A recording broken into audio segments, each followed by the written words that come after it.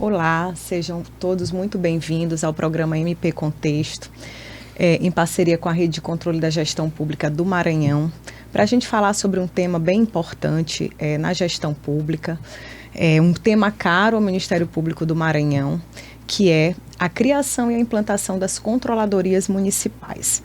E hoje, para falar um pouquinho sobre esse tema, nós temos aqui o Jackson Castro, que é auditor de controle interno do município de São Luís, já foi técnico de controle externo do Tribunal de Contas do Estado do Maranhão, tem uma vasta experiência e é um parceiro desse projeto institucional aqui no Maranhão. E a gente vai falar um pouco aos municípios do Maranhão sobre esse tema, no objetivo claro de trazer caminhos, estratégias, planos de ação para que a gente possa, de fato, implantar essas estruturas nos nossos municípios e garantir, de fato, o cumprimento de princípios constitucionais básicos nos municípios maranhenses. Olá, Jackson. Primeiro eu queria que você falasse para o público o que é uma controladoria municipal, qual a importância dessa estrutura nos nossos municípios, independente do tamanho do município, da população, das estruturas. O que seria isso?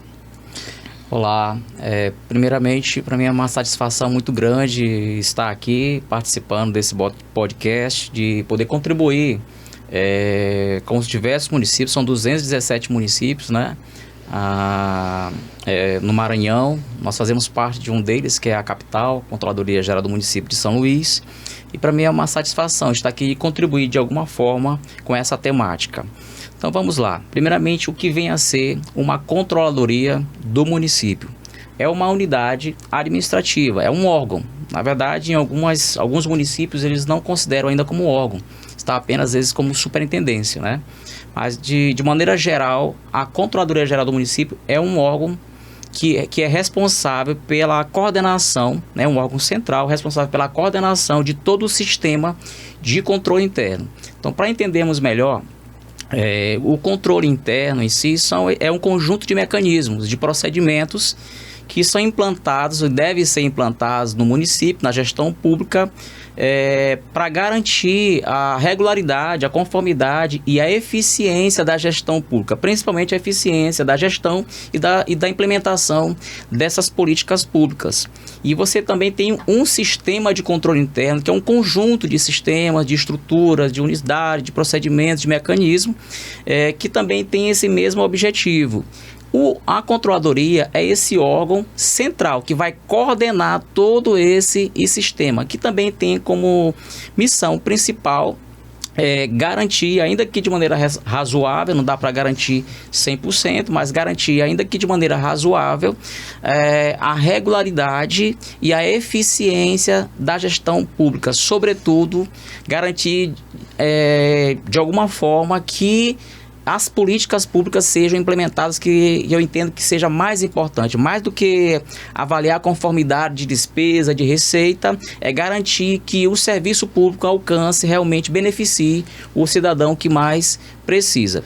Tem várias competências. Quando se cria uma controladoria, um órgão, né, de controle interno, tem várias competências já estabelecidas a partir da própria Constituição Federal, como a fiscalização, avaliação, fiscalização da gestão orçamentária, gestão contábil, gestão financeira, né? Patrimonial, fiscal, operacional, licitações de contratos, subvenções, são essas parcerias que são feitas, por exemplo, com organizações da sociedade civil, né? Então, a Controladoria ele tem uma importância muito grande. Além dessa função de auditoria, ela também tem a função da própria controladoria, que atua orientando a estabelecer esses mecanismos, que é o controle prévio, o concomitante e o controle a posteriori, o subsequente, que também é muito importante para que essa garantia aconteça, né? Tem uma outra função importante, que é a função da promoção da transparência ativa, passiva, portal de transparências, canais de ouvidoria, de acesso à informação, além também da própria correição. A Controladoria atua também nesse papel de de organizar, de orientar todo o procedimento correcional, né, sindicâncias, PAD, PAR, que são procedimentos de responsabilização de pessoas físicas, servidores, e também de pessoas jurídicas, né? Então tem uma gama muito grande de competências a partir da Constituição e demais legislações infraconstitucionais. Entendi. Assim, é indiscutível, né? E uma coisa, assim, bem interessante, Jackson, é que não é um tema novo. Na verdade, as controladorias, elas têm previsão constitucional. Sim. Na verdade, existem legislações que tratam desse tema muito antes da própria Constituição, que foram recepcionadas.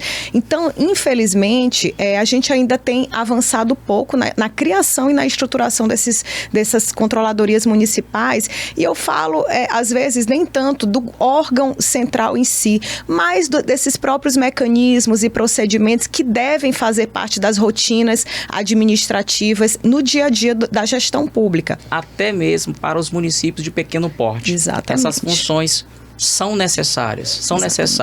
Se a gente lembrar da Lei de Licitações e Contratos, lá cita órgão de controle interno, tem um papel orientativo, faz parte inclusive da terceira linha de defesa. Então, como é que o município vai cumprir essa função, esse papel, essa atribuição, essa competência estabelecida na Constituição, estabelecida na Lei de Licitações e Contratos, se não criar, se não estruturar a sua unidade de controle interno? E tem um ponto importante da necessidade. Hoje a gente avalia assim, mas por que criar uma controladoria geral do município? Qual de fato é a necessidade? Alguns gestores até pensam que mais atrapalha do que ajuda, mas na verdade não é. É importante repensarmos essa ideia de controle interno e demonstrarmos que, de fato, existe uma importância muito grande. Existem dados sobre isso, estudos que demonstram o quanto a controladoria é importante. Há estudos, por exemplo, que o maior problema do Brasil, isso já foi divulgado inclusive no Correio Brasiliense e em outros meios de comunicação, que o maior problema do Brasil não é simplesmente a corrupção. A corrupção é um problema, a gente sabe que é muito grave, mas o maior problema é a ineficiência da gestão pública. É a ineficiência. Então, a gestão pública é mais ineficiente, desperdiça recursos, mais por ineficiência do que, de fato, por desvio, por corrupção.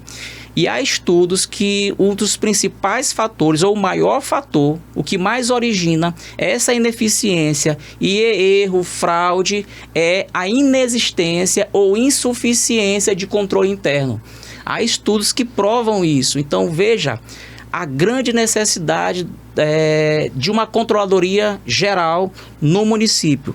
Garantir a regularidade e a eficiência deste gasto público, desse recurso público, para que de fato possa atender a população que mais precisa. E nesse aspecto é equívoco, é um engano pensar que isso é querer controlar, querer limitar as decisões dos gestores públicos, ou seja, criar embaraço, criar empecilhos. Pelo contrário, isso traz a segurança para a tomada de decisões na medida que você tem um assessoramento ali, um direcionamento dos órgãos de controle interno e de assessoramento jurídico de um modo geral, você com certeza tem muito mais segurança na tomada de decisões tão importantes no município, né? Então, assim, até culturalmente a gente tem que desmistificar, desconstruir esses discursos de que controle interno ele é prejudicial ao gestor. Na verdade, os órgãos de controle externo estão imbuídos desse propósito também de trazer essa compreensão do que de fato significa. Tanto que a Rede de Controle da Gestão Pública do Maranhão expediu uma orientação técnica 01/2025, assinada por várias instituições, a exemplo do MP do Maranhão, Tribunal de Contas do Estado, Tribunal de Contas da União, Controladoria Geral da União, Polícia Federal, Ministério Público do Trabalho, Ministério Público Federal, tantas instituições que, assim, estão na mesma compreensão da importância dessa estruturação nos municípios para que, de fato, a gente possa mudar algumas realidades. E, Jackson, eu queria também que a gente...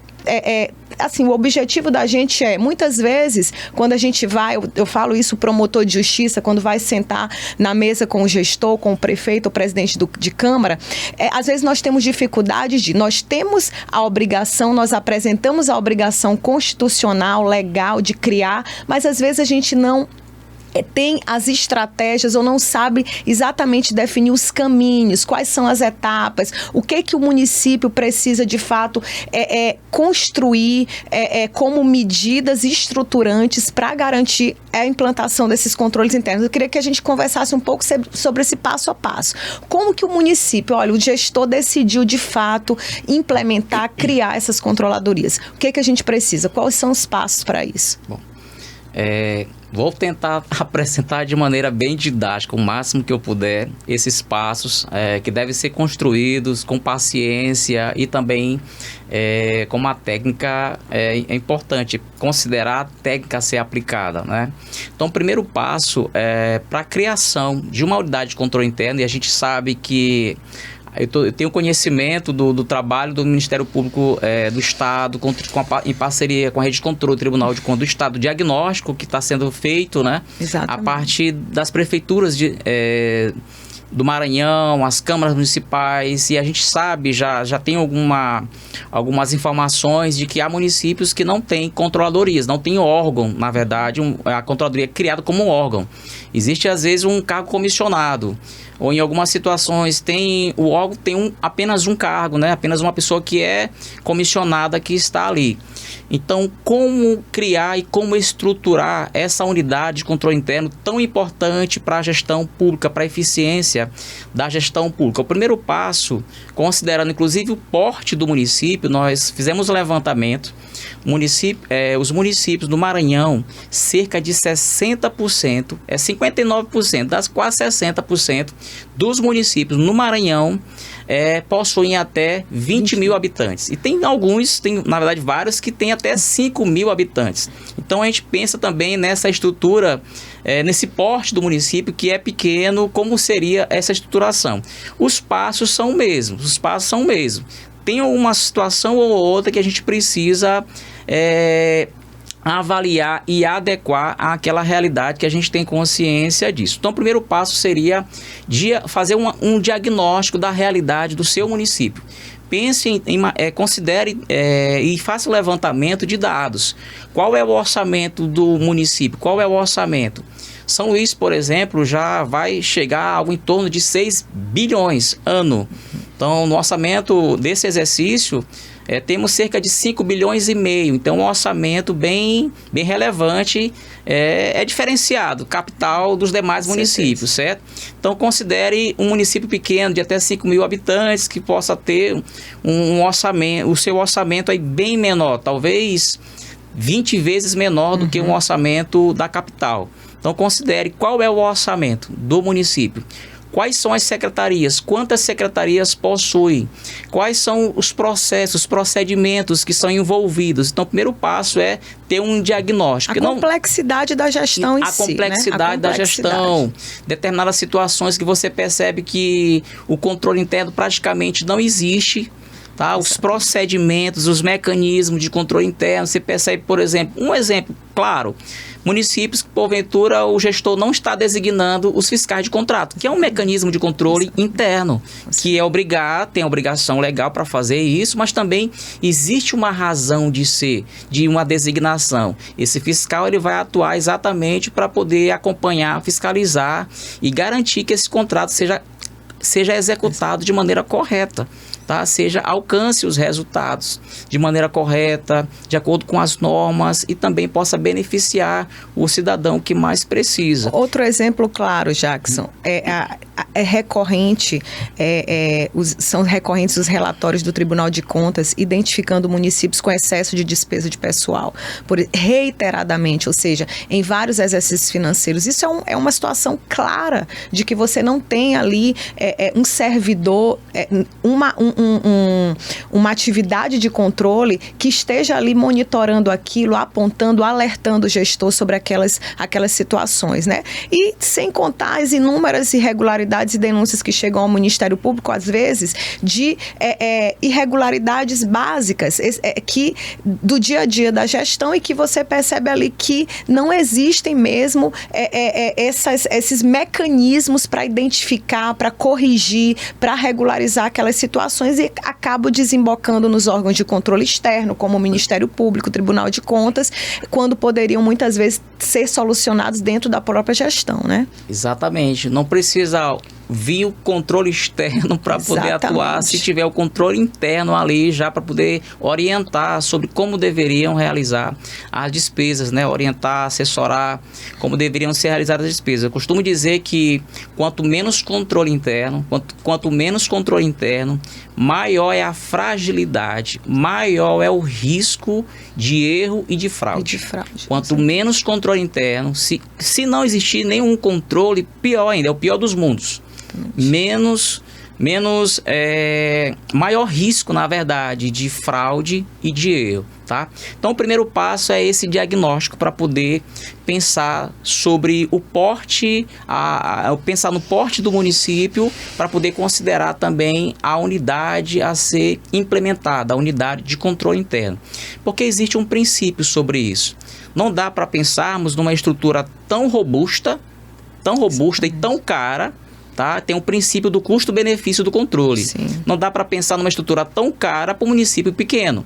Então, não dá para pensar na estrutura de uma capital, de uma unidade de controle interno, de uma controladoria do município, pensar na estrutura dela, no volume de recursos envolvido para um município de 5 mil habitantes que tem um orçamento 10, 20 vezes menor.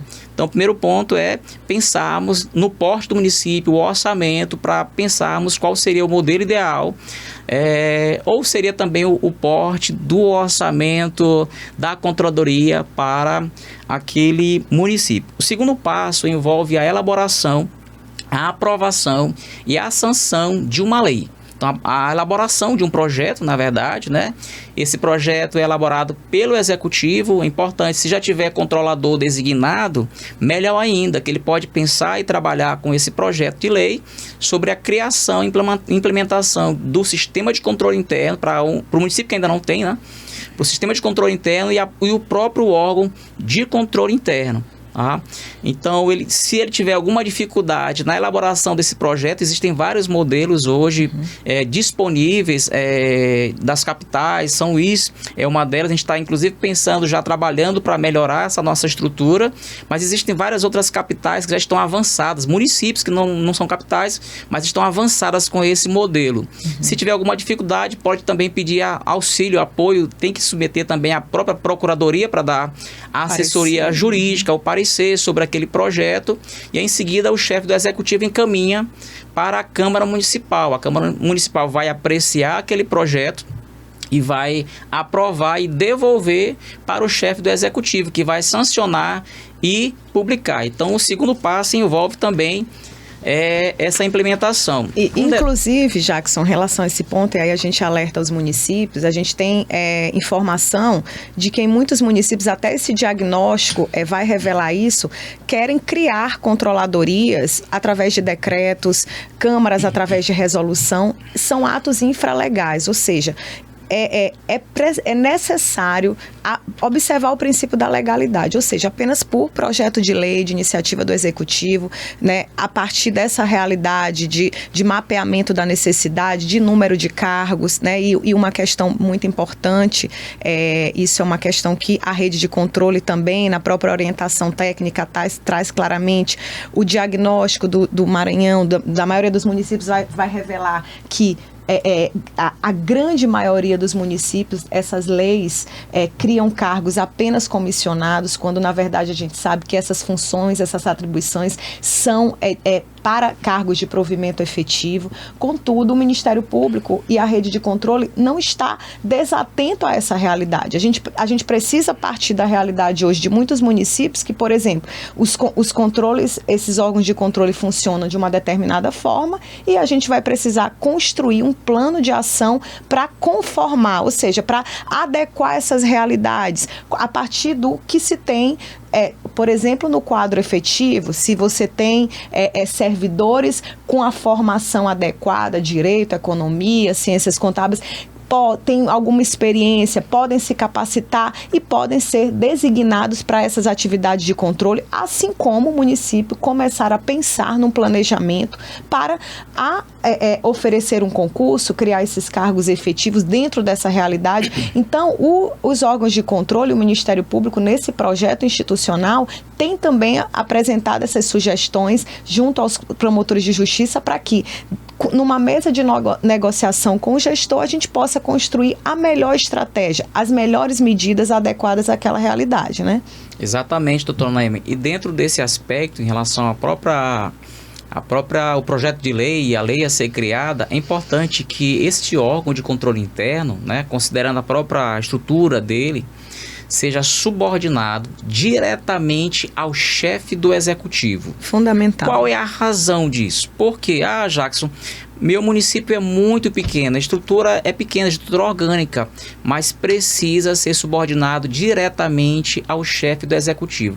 Ainda que ele não seja uma unidade que tenha um ordenador de despesa, o controlador geral não seja o ordenador de despesa. Em determinados municípios de pequeno porte, nem precisa ser o ordenador de despesa, tá? Mas ele precisa ter autonomia para poder fazer auditoria, para exercer o seu papel de controle interno nas demais secretarias. Imagina se o órgão de controle interno for subordinado a uma secretaria de administração, de finanças. Como é que ele vai auditar a secretaria de administração? Com certeza. Então, o órgão de controle interno, ele precisa desfrutar, ele precisa ter essa autonomia para poder atuar, ter esse respaldo diretamente do chefe do executivo. Também ter essa autonomia funcional. Os seus auditores, os seus técnicos precisam ter essa liberdade de exercer o seu papel sem nenhum tipo de restrição. De pressão, Isso. né? Logo, porque é uma carreira de Estado, claro. É para ser uma carreira de Estado que seja imbuída dessas atribuições, que para poder exercer com competência, com zelo, com autonomia, com eficiência, ela precisa ter essa autonomia, na verdade, para poder exercer com excelência o seu papel. Tá? Então é muito importante. Tem municípios que você não vai conseguir colocar ele como uma unidade orçamentária, mas tem que ter um orçamento destinado à unidade de controle interno.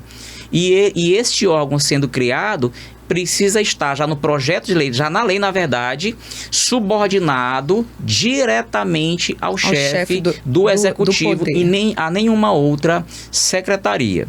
Então, o primeiro passo tem um diagnóstico, o segundo passo envolve o projeto de lei, e o terceiro passo está muito ligado com o segundo, que é a definição da própria estrutura de controle interno, que aqui o que nós podemos dizer é que precisamos considerar o porte. Como eu falei no início, não dá para trazer uma estrutura organizacional de uma capital para o município de 5 mil São Luís habitantes. Tem mais de 1 milhão de habitantes. Você vai trazer para um outro município que tem cerca de 5 mil habitantes, então a estrutura organizacional precisa ser avaliada, adequada. Então você tem hoje, por exemplo, a capital tem um controlador geral, tem um controlador adjunto. Determinados municípios você não vai ter como ter o adjunto, você tem um controlador geral. Mas aí como vai ser essa estrutura?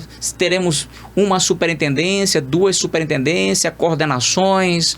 Então isso aí é preciso avaliar de acordo com o porte do município. E também eu entendo, Jackson, são muitas macrofunções do controle, mas para o município que está completamente desestruturado, não existe, está querendo realmente começar, criar, estruturar, existem macrofunções de fato que são prioritárias. Então vamos começar pelo controle, a transparência, então inclusive aquelas obrigações, aquelas políticas públicas que de fato são diuturnamente cobradas pelo Tribunal de Contas, pelo Ministério Público. Então, assim, não é que vá se fazer tudo ao mesmo tempo, mas se realmente ter o propósito de criar, de estruturar e de começar a implementar de fato essa estrutura e atuar nessas macrofunções, Então, eu acho que isso é importante. Exatamente. Então, pensando no diagnóstico, considerando o porte do município, o projeto de lei, a lei sendo criada, implantada, sancionada, vem também a definição junto com o projeto de lei, a própria criação essa lei ela pode ser depois regulamentada quanto aos próprios sistemas. Você não precisa também trazer logo uma lei com toda a estrutura completa, porque isso vai inchar demais a lei em si, né? Você pode também deixar algumas situações para regulamentar e nós já temos minutas, né? Então, assim, isso, que a gente tem sugerido para os municípios em conversa. Então, não há que se criar uma coisa do nada. Existem muitos municípios pequenos que já têm ali sua lei e que a gente pode usar como referência, né? Exatamente. Então, o quarto passo seria pensar na formação da equipe, que é um passo muito importante que hoje nós avaliamos como algo bem complexo a ser implementado, mas não deveria ser complexo. Precisamos pensar na formação da equipe. Quais são os técnicos? Como deve ser como esses técnicos, esses auditores podem atuar ou deveriam ingressar nessa carreira? Então, a princípio, nós temos a necessidade de ter uma carreira de auditor de controle interno. Não dá para pensar só em cargos comissionados, porque o cargo comissionado está hoje, amanhã não está mais. Tá?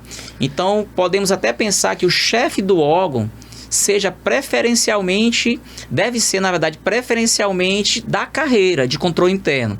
Mas nós sabemos que isso talvez seja mais complexo ainda para poder implementar inicialmente, que há, inclusive, decisões do Supremo, que há essa possibilidade do chefe do órgão também ser externo, né, mas ser comissionado. Mas, claro, é importante que mesmo esse chefe, eles tenham a qualificação mínima, tenha experiência, tenha condições de poder chefiar, tenha uma noção, tenha visão, tenha entendimento sobre o que é controladoria, sobre o que é auditoria, sobre o que é transparência, sobre o que é correição. Ele precisa ter esse entendimento, ter essa experiência, ter esse currículo, não só teórico, mas também prático. É importantíssimo ter essa atuação. Até porque isso não é uma atividade política, né? Você pode até ter um status ali de secretário, como geralmente tem, mas isso requer realmente uma experiência, uma formação na área, até para direcionar a estrutura, né? O sistema como um todo. Não faz sentido. Assim, a gente tem tratado dessa questão do preferencialmente, não ser da carreira, enfim, e de fato há essa possibilidade, mas de fato a gente tem que pensar no resultado do trabalho, né? Se isso realmente vai atender os interesses do município e principalmente na carreira, como tu disseste, isso não é uma carreira de governo, isso é uma carreira de Estado, independente do governo, independente do gestor à frente da administração, os auditores persistem, são responsáveis pela...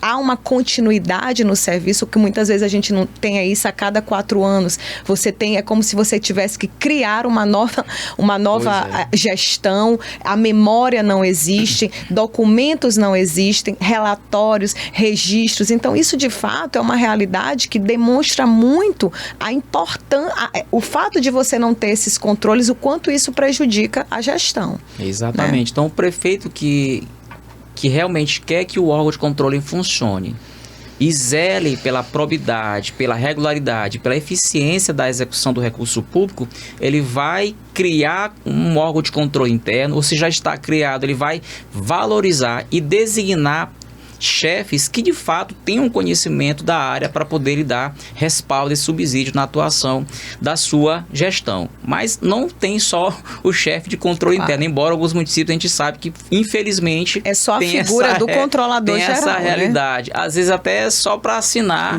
o relatório de controle interno que é enviado para o Tribunal de Contas do Estado. Exatamente. Mas é importante também definir uma carreira de controle interno, uma carreira dos auditores, dos técnicos que vão atuar. Em alguns municípios chama-se de analista de controle interno. Eu prefiro a nomenclatura, a terminologia auditor, né? Dá mais respaldo, parece uma coisa que massageia o ego, mas é importante. Auditor mesmo de controle interno que venha atuar. Tá? E a quantidade a gente pode pensar também, mas a quantidade também depende muito do porte do município. E aí aí vem aquela questão, Jackson, mas enquanto não existir concurso, aliás, enquanto não existir uma carreira, enquanto não tiver concurso público, porque para ingressar na carreira é necessário concurso público. E enquanto isso não acontece, talvez esse seja um dos grandes dilemas, né, da estruturação do controle interno em relação à área de pessoal. Então, enquanto não existe, mas é necessário ter essa unidade, eu penso que é possível ter esse entendimento, até mesmo com o próprio Ministério Público, o Tribunal de Contas do Estado, com a rede de controle em si, que é possível designar servidores do próprio município, quadro, mas desde que tenha esse perfil, esse conhecimento, esse currículo, ou até mesmo essa formação, melhor dizendo, e qual seria a ideia, qual seria a formação para poder atuar como auditor. Então, hoje nós ampliamos, na verdade, esse leque. Antigamente era basicamente a formação em Direito, a formação em Ciências Contábeis, a formação em Economia, a formação em Administração. Só que esse leque começou a ser ampliado. Para São Luís, o último concurso que foi realizado em 2015, né, a chamada foi em 2017, ingressaram ali inicialmente 10 auditores, já ingressaram ali auditores com formação na área de engenharia elétrica, engenharia civil e engenheiros da área de TI, tecnologia da informação, para atuar exatamente em processos específicos, né? Saúde, por exemplo. Exatamente, eles atuam em outras áreas, mas imagina, minha formação é basicamente na área das ciências contábeis, especialização em gestão de contas públicas, um pouco de conhecimento da área do direito. Na verdade, a gente acaba tendo que conhecer várias áreas, mas imagina eu ter que fazer uma auditoria de obra. Eu não me sentiria tão especialista na área. Eu não sou especialista na área como engenheiro civil. Então, daí a importância de ter um engenheiro no quadro também, sendo auditor de controle interno, né? Importantíssimo essa formação. Aí cada município vai, de acordo com a sua realidade, a sua necessidade. Ou seja, você precisa ter auditores em todas as áreas? Não, isso depende. Por exemplo, um município que tem uma situação complexa em relação à saúde, às vezes precisa de um auditor com uma especialidade, ou então o servidor ser capacitado para atuar especificamente na área de saúde, em obras. Então, isso na questão ambiental, tudo vai depender da realidade do município, né? E a gente precisa se especializar, que esse é um dos passos também. Por exemplo, na minha atuação, se eu vou fazer uma auditoria na área de educação, eu preciso conhecer a área, a legislação, a política, né? Então, a área da saúde, da mesma forma, fazer uma auditoria na área de assistência social, que tem muitos repasses para entidades, eu preciso também conhecer a legislação. Então, um auditor, ele precisa ter esse vasto conhecimento para poder atuar de maneira eficiente. Por isso que os concursos hoje para auditor estão tão complexos, com um conteúdo bastante amplo, né? Isso. E aí vem o próximo passo, que é exatamente esse, né? O quinto passo aqui nas minhas contas aqui, eu numerei aqui, deixei aqui uma colinha para poder ser mais didático e conseguir ser mais objetivo, mas é essa formação da equipe. Capacitação, isso, né? Não dá para pensarmos só em estruturar a unidade, contratarmos por meio de concurso público ou designarmos por meio de designarmos as pessoas, né, do quadro do município. E aqui é uma ênfase muito importante. Essa possibilidade de trazer, de atrair esses servidores do quadro do município para atuar inicialmente no órgão de controle interno é uma fase apenas inicial, não é para ser permanente. A ideia é trazer esses servidores para atuarem na unidade de controle interno enquanto se processa o concurso público, até a nomeação desses servidores. O propósito aqui é não deixar de funcionar a unidade de controle interno, é não permitir que, de repente, o município fica fragilizado, né, como eu falei. Menos controle interno, mais frágil está o município em seus controles, mais frágil, maior risco de erro e de fraude. Tá? E Jackson, uma coisa também importante em relação a esse aspecto é a própria remuneração, né? A gente não pode pensar num concurso para auditor sem olhar também para a questão da remuneração como um atrativo, né? Porque senão não adianta a gente, né, oferecer um concurso onde você não vai ter interessados por conta da remuneração, da baixa remuneração. Então, até isso, precisam ser construídos parâmetros remuneratórios, né, para incentivar o interesse no concurso público, né? Considerando, inclusive, é importante que você destacou, que é considerando, inclusive, o porte do município, Com né? certeza. Considerando o porte do município. Então, venha a capacitação. Em terceiro lugar, o sexto passo seria a disponibilização de infraestrutura. Uhum. Então, imagina, a gente costuma ver, infelizmente, dentro dos próprios órgãos, seja educação, seja de saúde, assistência social. Não estou falando aqui só do município que eu trabalho, não. Mas nos diversos outros órgãos dos demais municípios. Você tem o servidor, mas às vezes falta computador. Tem um computador, falta impressora. Não tem nem, às vezes, o espaço, às vezes, para poder fazer uma auditoria, para poder fazer uma fiscalização, em loco, você não tem o veículo para poder transportar. Então, há uma necessidade de ter essa infraestrutura, de ter um espaço para poder funcionar essa unidade de controle interno, ter os equipamentos, o sistema, inclusive o sistema, a modernização do controle é muito importante, até mesmo para pensarmos sobre esse quantitativo de pessoal. Eu não tenho condição de ter 20 servidores, 20 auditores. Você pode ter, de repente, 10, mas capacitá-lo de tal maneira, inclusive gerar infraestrutura para que eles tenham condições e maior eficiência na realização do seu trabalho. Imagina hoje um auditor atuando apenas com planilha de Excel, sem ter um sistema de auditoria, um sistema de controle onde ele possa fazer esse monitoramento online. Uhum. Tá? Então, é necessário gerar essas condições para que ele possa atuar com mais eficiência. Eu lembro de algumas situações, e aqui me permita nem citar o órgão, nem o lugar, de algumas auditorias que demoraram, por exemplo, quase um ano. Isso não faz sentido nos dias de hoje, considerando essa capacidade que nós temos hoje de elaborar, de realizar um planejamento de auditoria, de ter instrumentos de avaliação, ferramentas tecnológicas para poder fazer esse acompanhamento. Agora, então, sem o material humano, sem o material, onde é que eu nada, vou, sem ter um notebook ou um computador, né, por aí. E sétimo passo, regulamentação ou normatização e padronização dos procedimentos. É muito importante. Imagina que uma unidade de controle interno, né, que em termos gerais é a unidade de controle interno, a gente está chamando de controladoria como órgão, porque a ideia é realmente criar e estruturar o órgão de controle interno, mesmo município de pequeno porte, mas é essa normatização e padronização de procedimentos. Imagina um auditor que vai realizar uma auditoria sem ter um regulamento para realizar esses procedimentos. Então não tem como, é difícil até mesmo para dar respaldo a ele. O que é uma auditoria? O município, o órgão de controle interno precisa ter ciência disso. Uma orientação de processo. Como fazer, como nasce uma auditoria, vai ser por meio de um processo? Como a equipe é designada? Por meio de uma portaria? Qual é o escopo? Como vai ser feito o planejamento? Que deve acontecer um planejamento de auditoria? Qual o procedimento? Quais são as técnicas?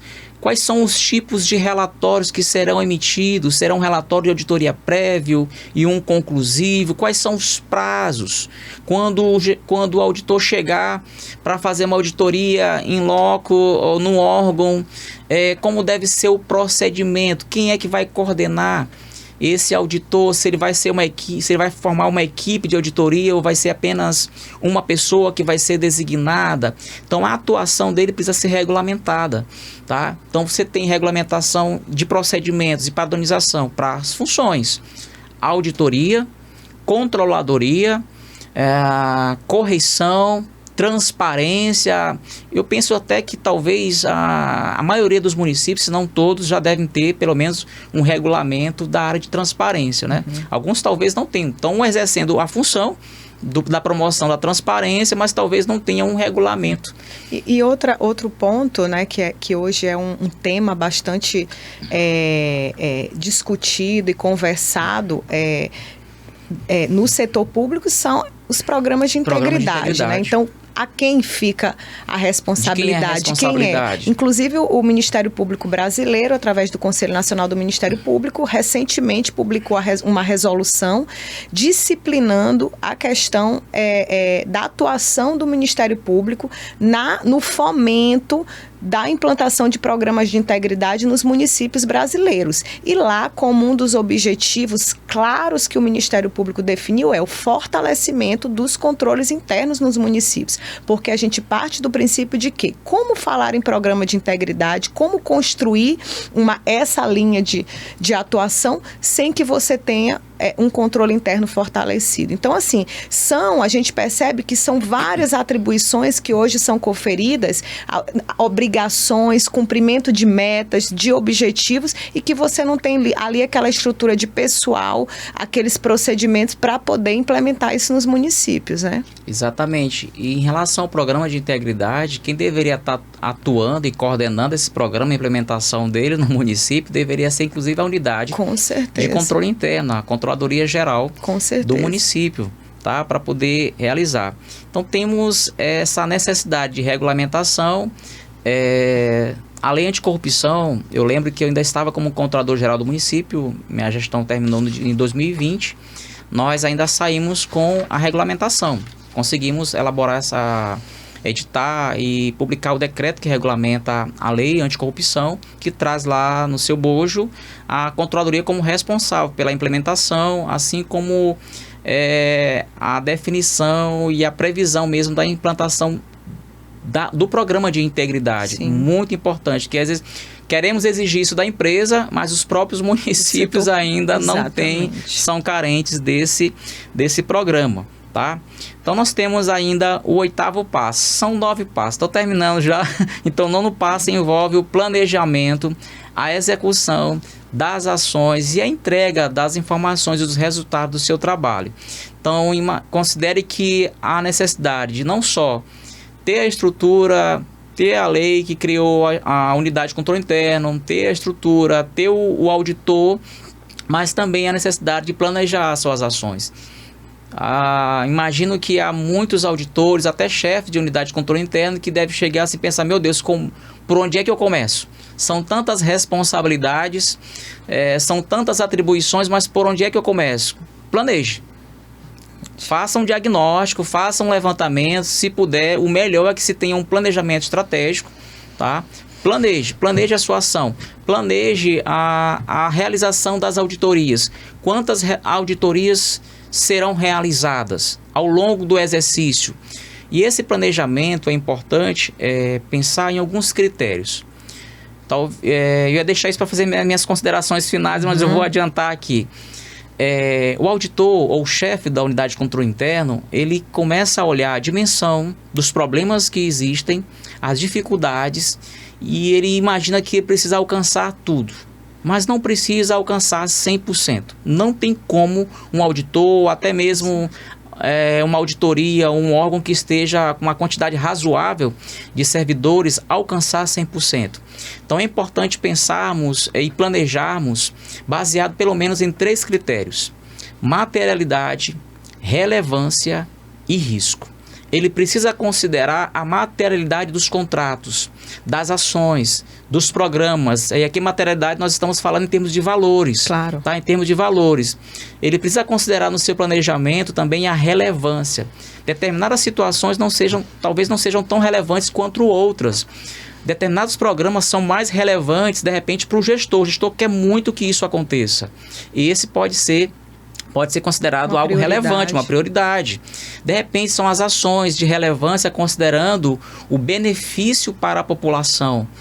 Então, ele precisa considerar também esse princípio da relevância do programa, da ação, do contrato. E, por último, o risco. Ele precisa considerar que eventos podem acontecer, qual a probabilidade de acontecer determinados eventos que venham a impedir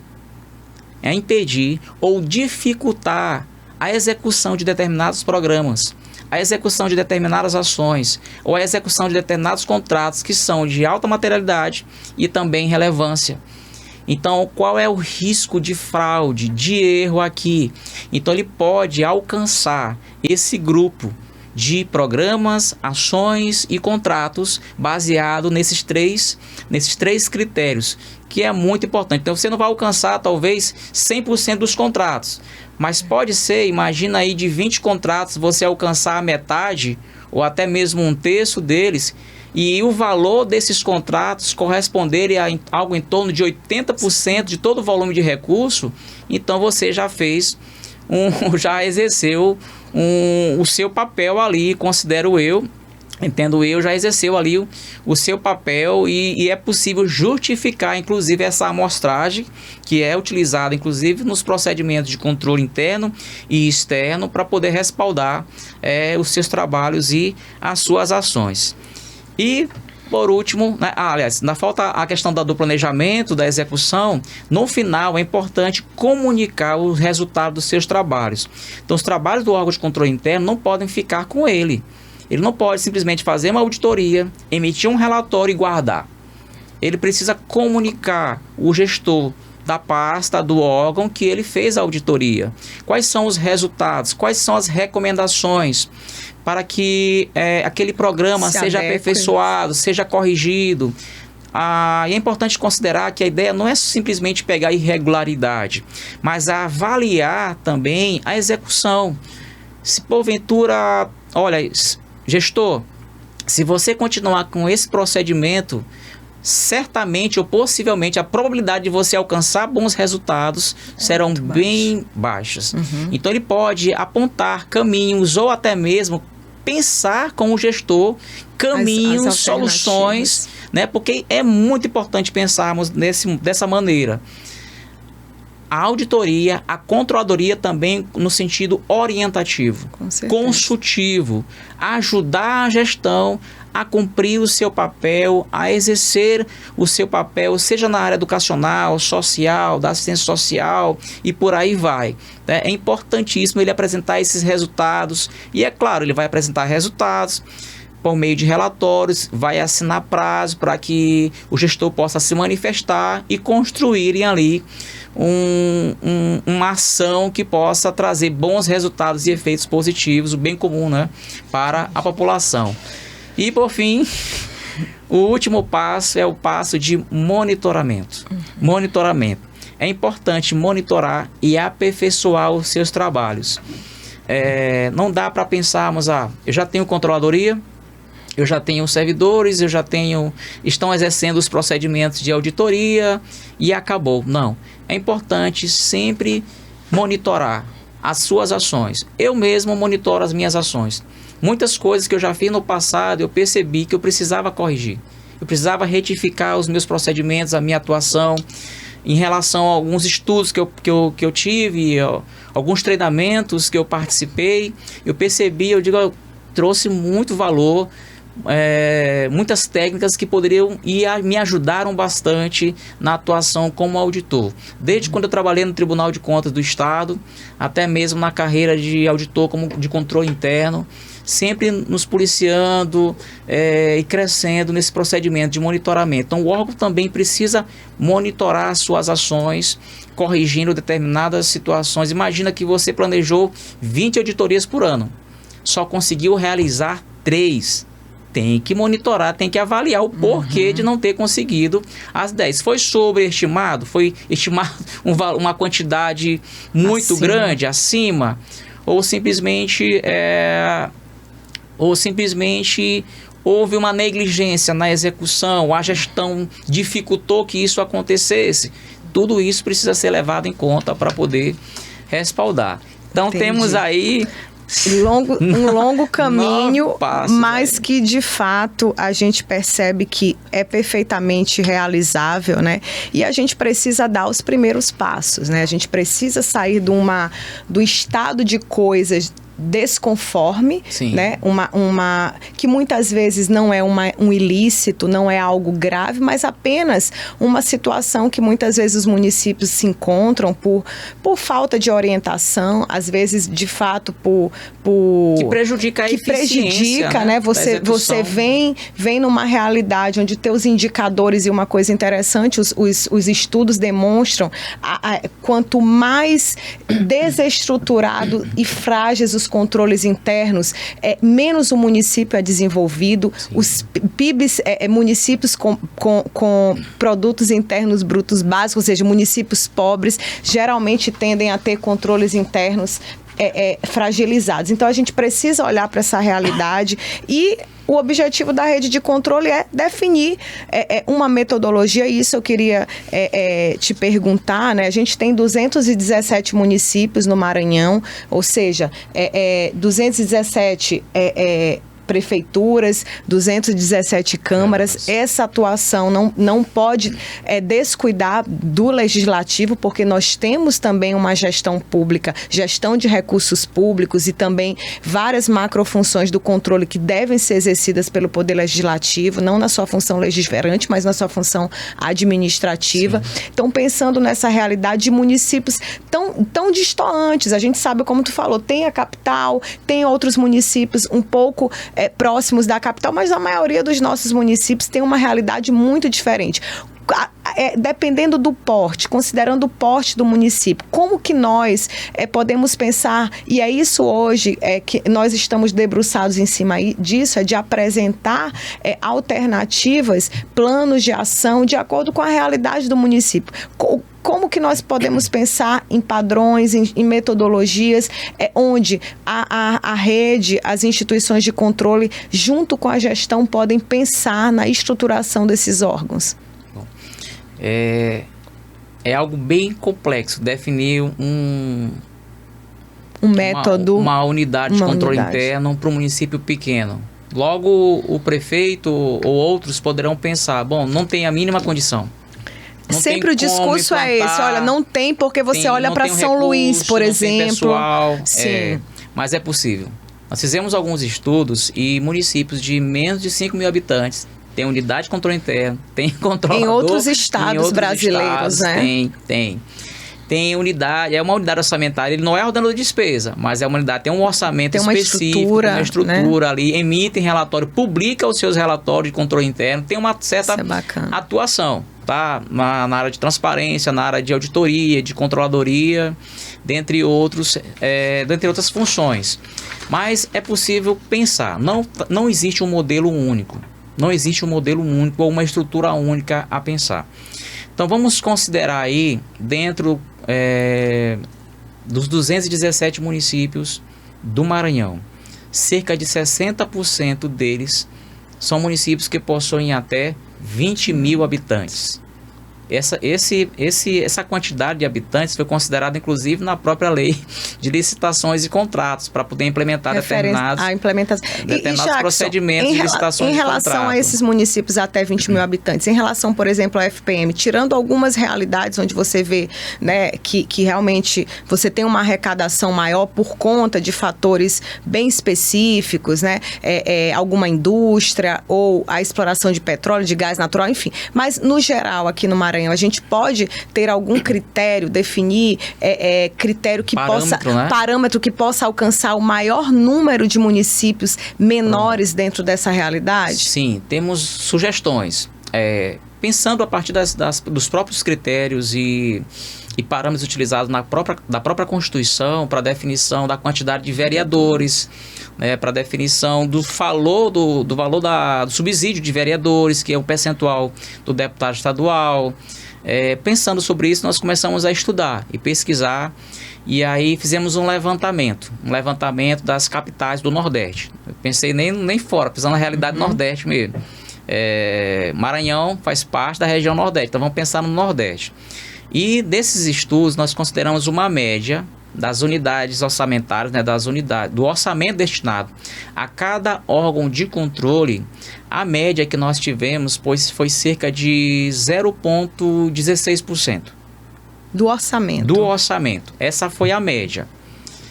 para a estruturação de uma unidade de controle interno. Alguns têm menos, alguns têm 0,9.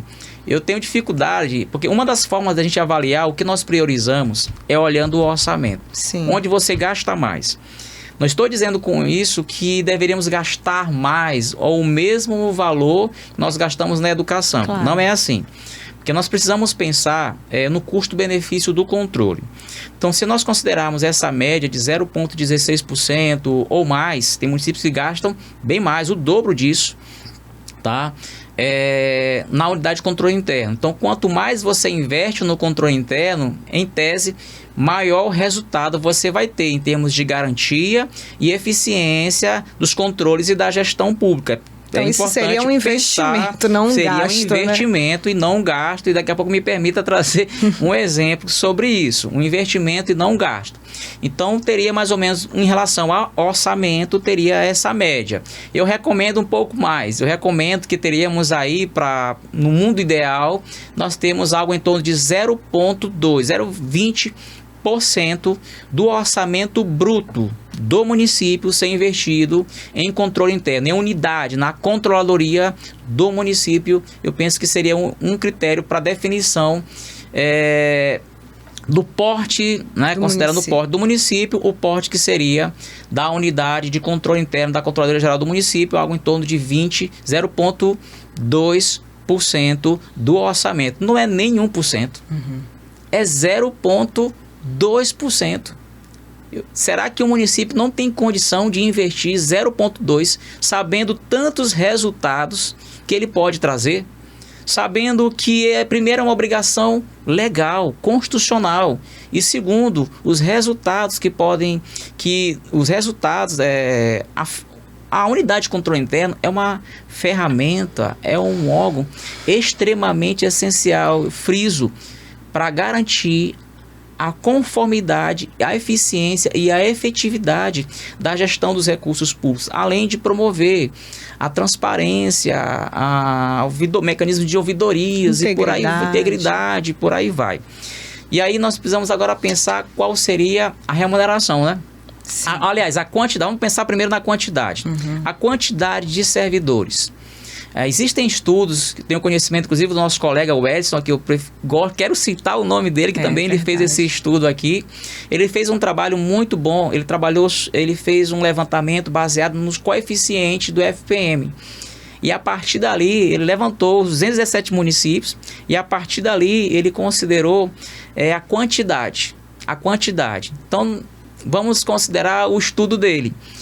Ele considerou que no município que tiver o coeficiente do FPM, o menor coeficiente, pelo menos 2 auditores. Pelo menos 2, 3 auditores, tirando a chefia. Pelo menos 2 auditores, tirando a chefia. Sabe por quê? Porque tem alguns municípios que só tem um auditor. Ou melhor dizendo, só tem o controlador, que é o cargo comissionado. No dia que esse controlador precisar tirar férias, ficar doente, precisar ser afastado ou tiver algum outro impedimento, quem é que vai exercer o papel? E uma estrutura, e você pensar num órgão apenas com o servidor, com o chefe, né? Então, assim, isso ainda mais comissionado. E ainda mais comissionados. Então, depois que ele sai, isso realmente é não existir essa estrutura. É dizer o seguinte, olha, não é só deficitária, ela é quase inexistente, né? Então, assim, e realmente, o estudo que o Edson Maia, que é analista do Ministério Público, trouxe, a gente tem discutido junto com você, é realmente apresentar essas sugestões embasadas em estudos, embasadas em critérios técnicos. Por quê? Porque a gente já partiu da realidade de que é possível sim. Até porque existem muitos municípios brasileiros que já estão em outro estágio em relação a isso, já superaram em muito essas dificuldades que nós temos aqui no Maranhão, e que o diagnóstico vai revelar. Já foram feitos outros diagnósticos aqui no Maranhão pelo Tribunal de Contas, e a realidade de fato é bastante preocupante, e que a gente precisa olhar para isso mesmo. E a missão hoje aqui da gente é exatamente isso, apresentar caminhos, mostrar que é viável, mostrar que não há mais como a gente viver nessas realidades, né? Então, essa metodologia, esses critérios, nós vamos tentar mapear tudo isso e apresentar como sugestão de atuação para quem quer que queira trabalhar isso além do Ministério Público. E assim, Jackson, de fato, assim, o que eu percebo é que isso não é uma iniciativa, uma estratégia de atuação de uma instituição apenas, né? A gente percebe que a união de todos, a colaboração, a cooperação dos órgãos de controle em torno dessa temática fortalece muito a pauta, né? Como a gente percebeu, tanto através da orientação técnica, como através do questionário. Praticamente, nós tivemos 90%, 93% de municípios que responderam ao questionário. Então, nós vamos ter um questionário muito bom para poder apresentar para a sociedade e mostrar, de fato, a realidade de cada município, mas muito atento ao fato de que o objetivo dos órgãos de controle não é a repressão, não é chegar e impor uma obrigação de qualquer jeito ao município, mas vamos construir esse caminho juntos, com prazos, com planos, com etapas de implementação, mas que em um determinado período a gente possa ter outros indicadores em relação a isso, né? Com certeza.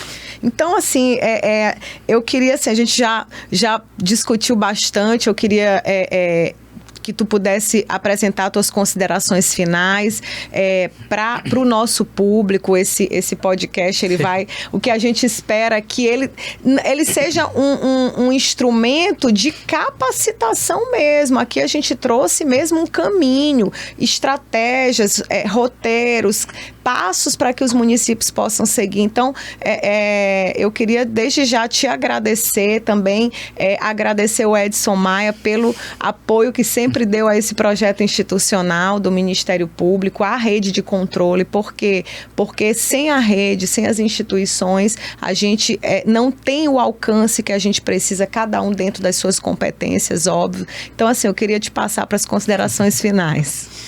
Eu queria primeiro agradecer a oportunidade de estar contribuindo e dizer que estou realizando um sonho. Não um sonho de estar no podcast, que eu nunca sonhei, mas hoje participar desse canal. Que eu lembro que quando eu estava como controlador geral do município, o pensamento que eu tinha é de poder alcançar e contribuir para a estruturação e o fortalecimento dos órgãos de controle interno nos demais municípios. Sempre tive esse pensamento, essa ideia, participando com a rede de controle na época. E hoje parece que esse sonho está se tornando realidade. Não sei até quando, mas a gente sonha que a coisa avance. A gente espera que a coisa avance, né?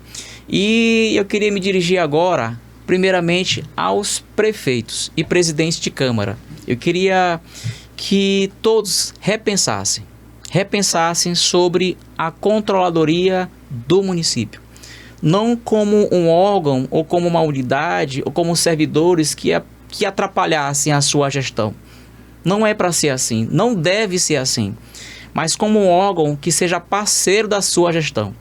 Um prefeito que zele, que preze pela probidade, pela regularidade, que quer garantir a eficiência da gestão dos recursos públicos, da execução dos programas, ele vai trazer a unidade de controle interno para o lado dele, para caminhar junto com ele, até mesmo para dar suporte e orientação. Ele vai designar chefes que de fato tenham conhecimento da área, tenham conhecimento, tenham experiência na atuação como órgão de controle. Tá bom? Isso é muito importante. Pense no benefício e saiba que os benefícios da unidade de controle interno hoje podem ser contabilizados. Eu até ia citar esse exemplo. Já realizamos auditorias, por exemplo, que os contratos foram reduzidos em cerca de 1,5 milhão. Ou seja, economia para o município. Tem diversos outros benefícios. Se a gente fosse numerar aqui, levaria mais outro podcast, mais outro momento. Mas talvez a gente tenha outra oportunidade. Certeza. Mas enumerar os benefícios, só falar só sobre benefícios da unidade de controle interno. Então, nessa situação, foram cerca de 1,5 milhão reduzido nos valores dos contratos. Isso aí, no ano, pagaria a controladoria só em uma auditoria. Só numa auditoria que nós realizamos, em alguns contratos. Então, traz sim muitos benefícios para o município. Determinados programas que, porventura, não sejam executados, determinadas situações que sejam detectadas e apontadas e corrigidas. A gente fica pensando, meu Deus, por que determinados hospitais estão desabastecidos? Por que não tem o medicamento? Por que pessoas estão morrendo por falta de medicamento? Seria tão somente porque a demanda é grande? Às vezes não. Às vezes foi uma falha de controle, foi uma falha de gestão daquele orçamento, daquele contrato. Falha no planejamento. Falha no planejamento, simplesmente se esperou terminar o contrato, desabastecer para poder pensar num novo contrato. E aí vem os velhos contratos, ou despesas sem cobertura contratual, contratos emergenciais, e por aí vai. E aditivos. Entendeu? E aí não precisa ser assim. O controle interno vai atuar exatamente para evitar que essas falhas aconteçam. E no final, que o cidadão realmente seja bem atendido. Então o controle interno tem esse papel também social. Então eu faço esse convite a todos os prefeitos e presidentes de Câmara que repensem sobre a unidade de controle interno. Onde não existe, crie a unidade de controle interno. Onde já foram criadas essas unidades, essas controladorias, mas falta estruturar, estruture. Atue para que possa funcionar de maneira eficiente. Agora, a palavra para os colegas que hoje são controladores, que são auditores, que às vezes estão desanimados. Quando olham para a sua realidade, pense nesses passos. Planeje. De repente o gestor ainda não tem essa consciência da importância. Provoque. Em que sentido? Seminários. Gere seminários, gere fóruns que possam debater esse assunto. Trabalhe, apresente resultados, que às vezes a forma de conscientizar é assim. Sim. A gente trabalha e apresenta os resultados, tá? Para que possam entender a importância da criação dessas unidades e não desfaleça. Permaneça firme. E hoje nós temos, graças a Deus, hoje não, já faz um tempo, né? A rede de controle atuando, e essa ação, pelo que eu tenho percebido, é prioridade. Essa ação para estruturação das unidades de controle interno nos municípios do Maranhão é prioridade. Então nós temos talvez hoje um espaço, órgãos que poderão ajudar bastante para que aconteça essa estruturação das unidades de controle interno nos municípios, e qualquer coisa estamos à disposição no município de São Luís. Obrigada, queria te agradecer, Jackson, primeiro pela parceria, né? A gente já tem alguns meses nessa parceria construindo esses caminhos, e não é um trabalho que uma pessoa faz, né? Então é importante a gente ter esse apoio, essa orientação, especialmente de quem está na carreira, né? O operador do direito, ele tem vontade, ele precisa apresentar, ele precisa resolver, né? O problema chega na mesa e você precisa, e muitas vezes nós não temos o conhecimento, a expertise necessária. Então, até esse projeto, ele tem me desafiado muito à frente do Centro de Apoio do Patrimônio Público, né? Porque é um projeto institucional, e a gente percebe que não é apenas jogar uma realidade, uma obrigação ao gestor. Não, vamos apresentar as alternativas. Olha, você tem, de acordo com a sua realidade do seu município, esse é um plano de trabalho, esse é um plano de ação. E a partir dali a gente monitorar e estar junto para os modelos de projeto, os modelos de projeto, de procedimentos, as funções, né? Exatamente. Então a gente está imbuído desse propósito de apresentar essas propostas, essas sugestões de atuação aos promotores de justiça, para que a gente possa realmente, daqui a um tempo, fazer um outro diagnóstico, né? E a gente ter essa realidade transformada, como ocorreu em outros estados brasileiros, onde o Ministério Público há bastante tempo vem trabalhando essa temática e conseguiu mudar algumas realidades. Então, essa é a missão aqui também no Ministério Público do Maranhão. E eu queria aqui encerrar mais um MP Contexto,